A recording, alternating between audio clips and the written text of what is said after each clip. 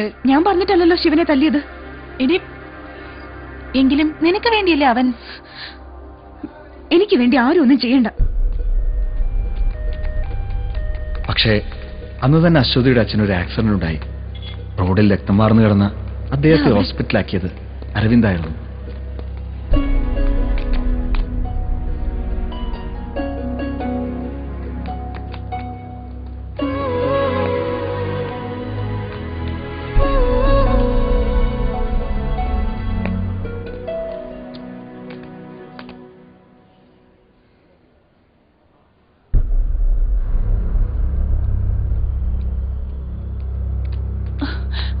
എന്തു പറ്റി?